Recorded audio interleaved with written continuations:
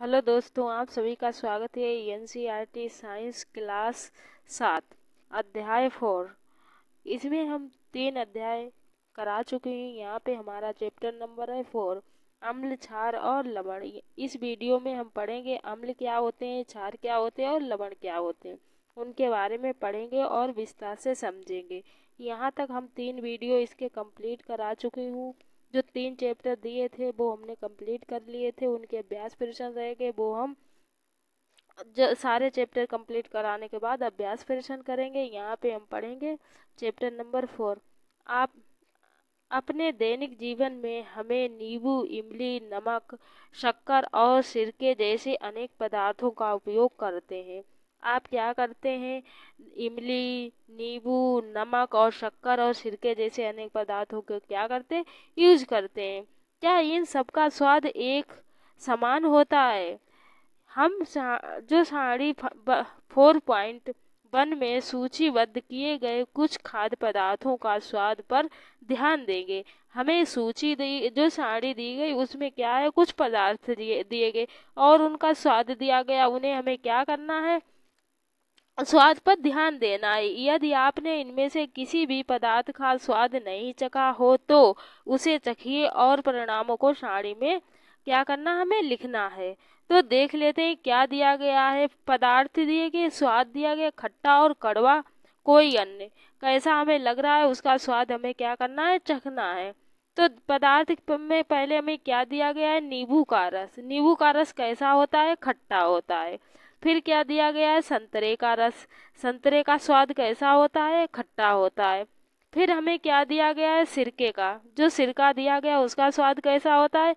खट्टा होता है। फिर हमें दिया गया है दही। दही का स्वाद कैसा होता है? दही कैसी होती है? खट्टी होती है। और फिर हमें इमली दी गई। इमली का स्वाद कैसा होता है? इमली भी खट्टी होती है। और शक्कर दी गई। शक्कर कैसी होती है? मीठी। शक्कर तो सबने खाई होगी। अब नमक। नमक कैसा होता है? नमकीन होता है। आंवला दिया गया। आंवला कैसा होता है? खट्टा होता है। खाने का सोडा, जो खाने वाला सोडा है वो कैसा होता है? वो कड़वा लगता है। और अंगूर। अंगूर खाने में कैसे लगते हैं? खट्टे लगते हैं। और कच्चा आम। कच्चा आम कैसा लगता है? खाने में खट्टा लगता है। और कच्चा आम खाने में हमें कैसा लगता है? खट्टा खट्टा। और खीरा कैसा लगता है? ये हमें क्या करें, कमेंट में लिख के बताएं। चेतावनी। किसी भी वस्तु को तब तक मत चखिए जब तक किसी ऐसे करने के लिए आपसे कहा ना जाए। जो हमें चेतावनी दी गई उसमें बताया गया किसी भी पदार्थ को हमें तब तक नहीं चखना है जब तक हमें बोला ना जाए। किसी भी वस्तु को तब तक स्पर्श ना करें जब तक किसी भी ऐसे करने के लिए आपसे कहा ना जाए। आगे हम देख लेते हैं आगे क्या दिया गया है। आप देखेंगे कि इनमें से कुछ पदार्थों का स्वाद खट्टा है, कुछ का कड़वा है, कुछ का मीठा और कुछ का नमकीन है। तो क्या हम सभी पदार्थों का स्वाद ज्ञात करने के लिए उन्हें चख सकता हूँ? नहीं। क्या तुमने चेतावनी नहीं पढ़ी है? हमें अज्ञात पदार्थों को नहीं चखना चाहिए, ये हमें हानि पहुंचा सकते हैं। हमें क्या करना चाहिए? जिन पदार्थों के बारे में नहीं पता है कि उनको हमें क्या करना, नहीं चखना चाहिए। और अब हम देख लेते अम्ल कैसे होते हैं और क्षार कैसे होते हैं। अम्ल और क्षार के बीच क्या है, अंतर को देख लेते हैं। दही, नींबू का रस, संतरे का रस और सिरके का स्वाद खट्टा होता है। जो दही होता है, नींबू का रस होता है, संतरे का रस होता है और सिरके कैसा होता है? खट्टा होता है।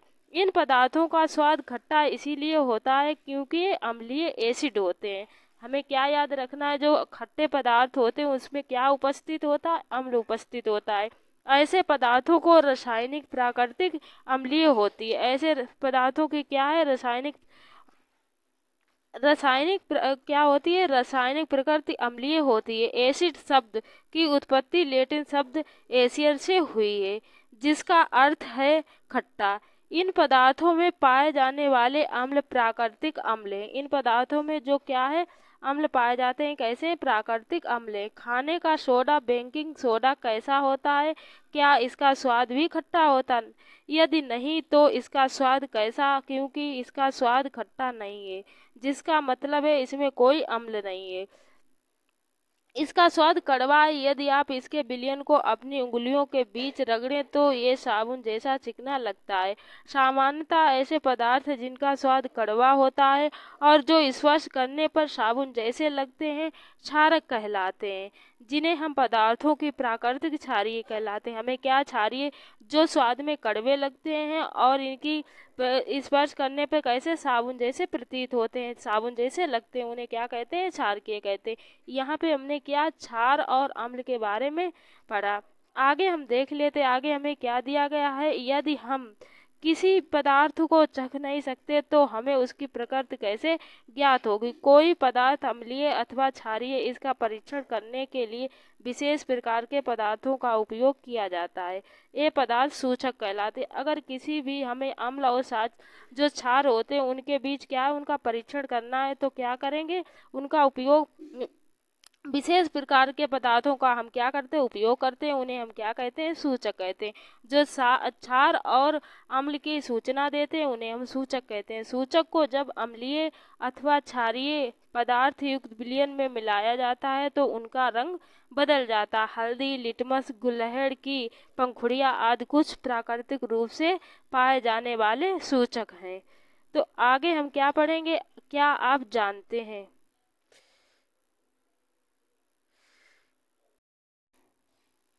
क्या आप जानते हैं अम्ल का नाम किसमें पाया जाता है? तो अम्ल का नाम है किसमें पाया जाता है, उसके बारे में हमें क्या पढ़ना है। जो एस्टिक अम्ल होता है उसमें किसमें पाया जाता है? सिरका में। एस्टिक अम्ल हमें याद रखना है सिरके में पाया जाता है। जो फार्मिक अम्ल होता है चींटी के डंक में पाया जाता है। जो फार्मिक अम्ल होता है चींटी के डंक में पाया जाता है। साइट्रिक अम्ल तो ये किसमें? नींबू के कुल सिट्रिक फल जैसे संतरा, नींबू या खट्टे पदार्थों में पाया जाता है। लेस्टिक अम्ल किसमें पाया जाता है? दही में। ऑक्जेलिक अम्ल किसमें पाया जाता है? पालक में। स्कर्बी अम्ल एक इसका है विटामिन सी का रासायनिक नाम है। तो क्या है? स्कर्बी। तो इसमें क्या है? में विटामिन सी पाया जाता है आंवला और सिट्रिक फल में। टार्टरिक अम्ल इमली में, अंगूर में, कच्चे आम आदि में पाया जाता है। ऊपर बताए गए सभी अम्लीय प्रकृति में पाए जाते हैं। अब क्षार का नाम बताइए। एक ऐसे अम्लीय प्रकृति में पाए जाते हैं। हमें याद रखना है अम्ल कैसे होते हैं? स्वाद में खट्टे होते हैं। और क्या होता है? उन्हें चखने पे हमें खट्टे लगते हैं। तो अम्ल के बहुत सारे हमने उदाहरण पढ़े हुए हैं। तो जो स्वाद में खट्टे होते हैं उन्हें हम क्या कहते हैं? अम्ल कहते हैं। अब क्षार के नाम और किसमें पाया जाता है उसे हम पढ़ लेते हैं। जो कैल्शियम हाइड्रोक्साइड चूने का पानी, अमोनियम हाइड्रोक्साइड खिड़की के कांच आदि साफ करने के लिए उपयुक्त मार्जक है। और सोडियम हाइड्रोक्साइड और पोटेशियम हाइड्रोक्साइड कैसा है? साबुन होता है। मैग्नीशियम हाइड्रोक्साइड दूधिया मैग्नीशियम और मिल्क ऑफ मैग्नीशियम एक ऐसे क्षारीय हैं। तो इन्हें हमें याद रखना है। आगे हम देखते हैं। आगे हमें दिया गया है कि हमारे आसपास के प्राकृतिक सूचक है। जो हमारे आसपास के कुछ प्राकृतिक सूचक है उनके बारे में। जो लिटमस एक प्राकृतिक रंजक होता है। तो सबसे सामान्य रूप से उपयोग किए जाने वाला प्राकृतिक सूचक लिटमस है। इसे लाइकेनो सेक से निष्कासित किया जाता है। तो आसुत जल में इसका रंग मौव या नील शोषण होता है। जब इसे अम्लीय विलयन में मिलाया जाता है तो ये लाल हो जाता है और जब क्षारीय विलयन में मिलाया जाता है तो नीला हो जाता है। हमें याद रखना है जब इसे क्या करते हैं? हम अम्लीय विलयन में मिलाते हैं तो इसका कलर कैसा हो जाता है? लाल, अम्लीय लाल हो जाता है। और जब हम क्षारीय विलयन में इसे मिलाते हैं तो इसका रंग कैसा हो जाता है? नीला हो जाता है। ये विलयन के रूप में और अथवा विलयन के रूप में अथवा कागज की पट्टियों के रूप में उपलब्ध होता है, जिन्हें हम लिटमस पत्र कहते हैं। सामान्यतः यह लाल और नीले लिटमस पत्र के रूप में उपलब्ध होता है। तो आगे हम देख लेते हैं। ये हमें दिया गया है, लिटमस पत्र दिया गया है। तो लिटमस पत्र को हम देख लेते हैं। और ये लाइकेन, आगे हम देख लेते हैं लाइकेन और लाल व नीला लिटमस पत्र दिया गया। ये हमें लाइकेन का क्या है? चित्र दिया गया है। और ये लाल और नीला लिटमस पत्र का हमें चित्र दिखाया गया है। तो आगे हम देख लेते हैं। आगे हमें क्रियाकलाप दिया गया है उसके बारे में। 4.1 प्लास्टिक के किसी प्याले, कटोरे या परख नली में नींबू का रस लेके उसमें थोड़ा थोड़ा पानी मिलाइए। ड्रॉपर की सहायता से उपरोक्त विलयन की एक बूंद को लाल लिटमस पत्र पर डालिए। आपको क्या करना है, प्लास्टिक के किसी प्याले और कटोरे या परख नली को क्या करना है, नींबू का रस लेकर उसमें थोड़ा पानी मिलाइए। जो नींबू का रस लेना है उसमें हमें थोड़ा पानी मिलाना है और ड्रॉपर की सहायता से उपरोक्त विलयन की क्या करें, एक बूंद को लाल हमें लिटमस पत्र जो दिया गया उसमें हमें डालना है।